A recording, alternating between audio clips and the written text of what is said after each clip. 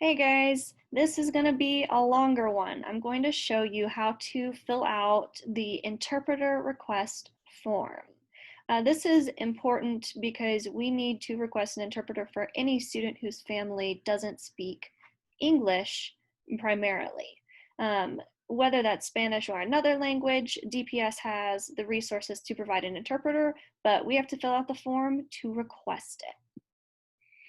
So on this how to schedule an interpreter page, I have written out all of the instructions that you need to fill out this form, but let's take a minute and walk through it visually. First, we're going to click the link that says interpretation requests. Then we're going to scroll down and click the blue box that says click here to request interpretations. Let's do that.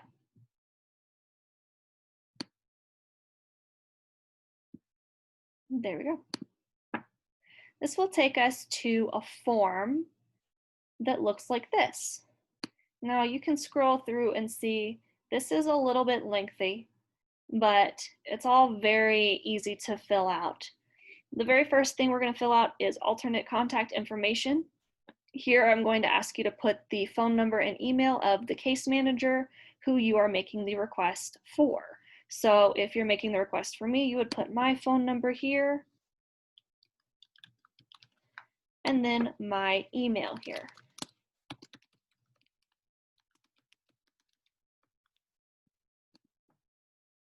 We are going to ask that you use school emails and the .org email as well, just to make sure that we're getting the emails that we need about this.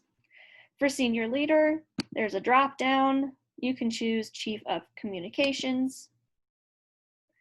Interpretation information, we're going to be using VRI. That is their virtual interpretation service, since our IEP meetings will be over Google Meetings.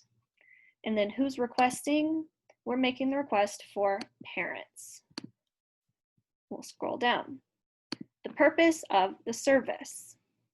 We're going to write IEP meeting. The number of people needing interpretation services. Here is where you're going to put how many parents or family members are going to need interpretation.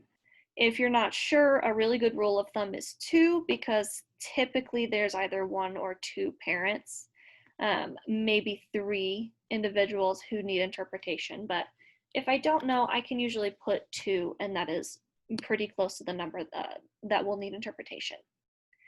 Estimated number of interpreters, we're going to request only 1.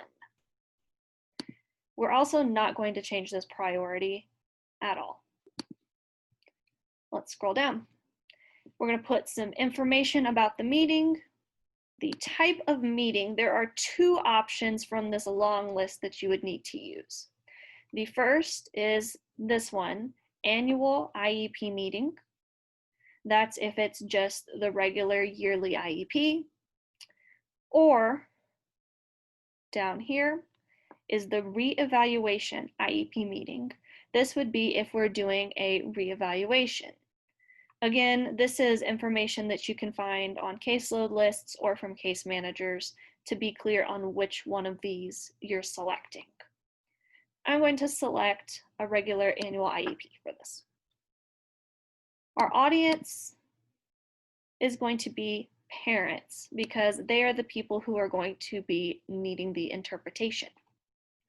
Now we're going to name the meeting, just like we did on our calendar events. Let's use our students' initials, AL, and then I'll list IEP meeting. A short description, a meeting to review the IEP for AL. It doesn't need to be any more complicated than that. This is just so that the interpretation services can differentiate between which meetings you're holding when. If, for example, we were doing a reevaluation meeting, we'd put a little more information in here. Name of meeting would become, let's put evaluation and IEP meeting. And the description would become a meeting to review the evaluation and IEP. This is just being clear on what's going to happen at that meeting so that they know what to prepare. We'll put the meeting date. I scheduled my theoretical one next Thursday.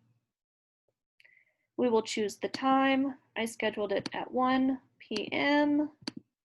You do have to select both the hours and minutes.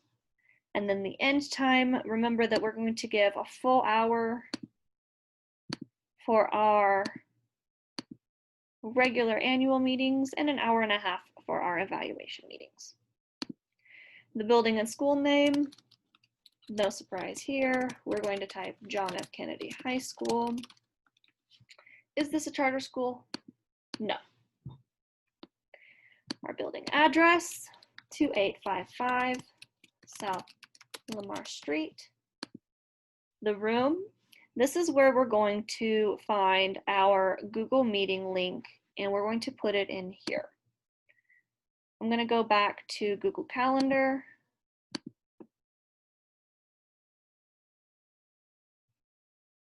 I'm going to find that meeting that I made.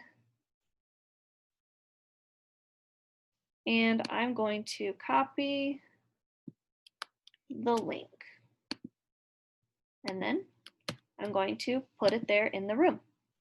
And this will tell the interpreter where they can go to join us. For the site contact name and phone number, again, we're going to use the case manager's information so that they will be the primary contact. Simultaneous interpretation equipment is not going to be necessary for any of the IEPs, so we're always going to choose no. This last part is information about the student and their parents or guardians. The name of the student you should have from the case manager, but their ID number, as well as the parents' information, is information we'll need to pull from Infinite Campus.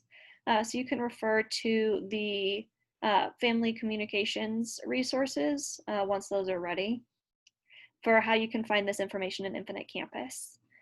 Make sure that you, at the very minimum, fill out the student information and at least one parent or guardian name and phone number. But if you have the information on both, it's great to put both. The final section is the language. There are a lot of languages listed, so please, I encourage you to double check and make sure that you choose only one and only the one that you want. Finally, you're going to click Submit Request. If you're missing any information, you'll notice that this is grayed out. As you go back up, anything that's in yellow is something that you need to fill out. So I'll put in some placeholders so that you can see what it will look like when it is completed. Oops, excuse me. Now you can see that I have finished all of the information that it needs, and the Submit Request button is blue, and I can click on it now. If you do not click on the Submit Request button, it will not save any of the work that you've done. So please don't forget to click this button. It is not fun to have to go through this form twice. After you finish and submit the request form, Interpretation Services will send an email to you and to the case manager to let you know that your submission was received and that they'll be scheduling your interpretation.